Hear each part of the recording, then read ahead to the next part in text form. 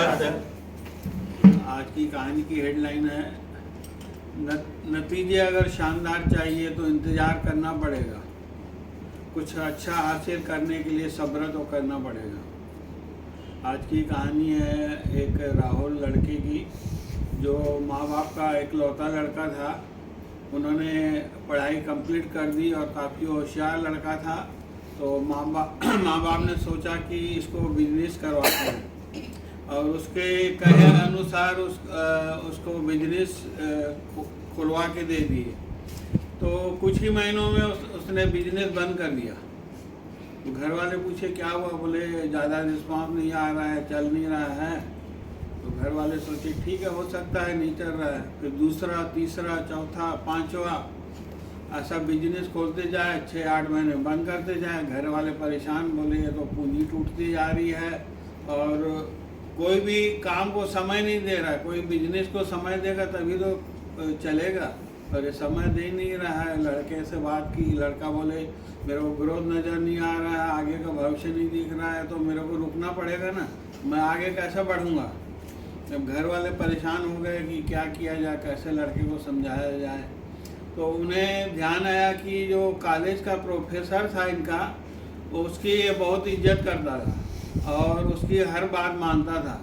तो दोनों उसके माता पिता उसके प्रोफेसर के पास गए और उनको सारी बात बताई राहुल के बारे में। उन्होंने कहा ठीक है, कल उसको ले आओ मेरे पास। तो दूसरे दिन राहुल को लेके गए प्रोफेसर के पास और राहुल मिला, प्रोफेसर से बातचीत की, बैठे और प्रोफेसर ने कहा राहुल तुमको आम बहुत पसंद है ना, चलो आज आम उगाते हैं और खाते हैं। उसको अटपटा लगा, सर क्या बात कर रहे हैं। मन ही मन में सोचने लगा और सर ने 2 गुठली दे दी, बोले सामने गार्डन है उसमें गाड़ के आ जाओ और उसके बाद हम लोग आम खाएंगे। तो सोचने लगा कि गुठली गाड़ के आम खाएंगे। अब आदेश था, प्रोफेसर का मानना था। गया, गाड़ के आ गया। बोले गाड़ के आ गया, हाँ। बोले बैठे थोड़ी देर, फिर इधर उधर की बात हुई। फिर बोले जाओ देख के आओ, आम उग गए होंगे, अभी हम लोग खाएंगे। तो सोचने लगा, फिर गया देखने। तो वापस आया, बोले क्या हुआ, बोले नहीं उगे, नहीं उगे। बोले अच्छा ठीक है, कोई बात नहीं, बैठो।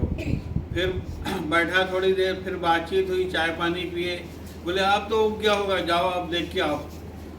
फिर वो गया, फिर वापस आया, बोले नहीं उगे हैं। बोले अरे लगता है गुठली सही जगह नहीं लगी है, उसको निकाल के दूसरी जगह लगाओ। उसको फिर गया, दूसरी जगह लगाया, फिर आया वापस, फिर बैठे, इधर उधर बात हुई। फिर बोला अब जाओ देख के आओ। फिर देख के आया, बोले नहीं उगा। बोले लगता है गुठली सही नहीं है, दूसरी गुठली लो और इसको लगा के आओ। फिर गया वो लगाने, दूसरी गुठली।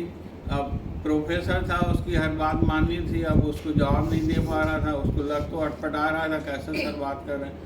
फिर भी उसकी बात मानने जा रहा था। गया, फिर दूसरी गुठली ज़मीन में गाड़ के आया, फिर वापस आया। फिर प्रोफेसर बोला अब जाओ। तो एक अंझा गया, सर आप प्रोफेसर हैं, इतने बड़े आप ज्ञानी हैं, आपको इतना भी नहीं मालूम। कोई भी पौधा लगाएंगे, पौधा बीज बोएंगे, बीज बड़ा होगा, पौधा होगा, तभी तो फल देगा। अभी आप तुरंत बोल रहे हो इसका रिजल्ट आए तो कैसा आएगा। तो बोले ये तो बेटा मैं आपको बात समझाना चाह रहा हूँ। आप कोई भी बिजनेस कर रहे हो, उसको टाइम दे रहे हो, पूंजी लगा रहे हो, उसको समय नहीं दे रहे हो। समय नहीं दोगे तो कैसा काम चलेगा, कैसा वो बढ़ेगा, कैसे जब तक उसको पूर्ण सही समय नहीं दोगे तो कैसा आगे बढ़ेगा। और उसको अच्छी तरह से समझा के उसको घर भेजे। और अक्सर हम लोगों के साथ भी ऐसी होता है। कई लोग कहते हैं कि मैं ये बिजनेस किया नहीं चला, फिर दूसरा किया, तीसरा चला। या कई लोग कहते हैं मैंने जॉब किया है, समझ में नहीं आया, दूसरी जगह किया। किसी भी चीज़ को आपको समय देना है। जब तक आप समय नहीं दोगे उसका रिजल्ट नहीं आएगा।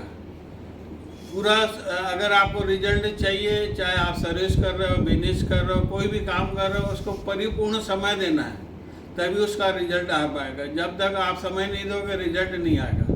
समय देना जरूरी है। धन्यवाद।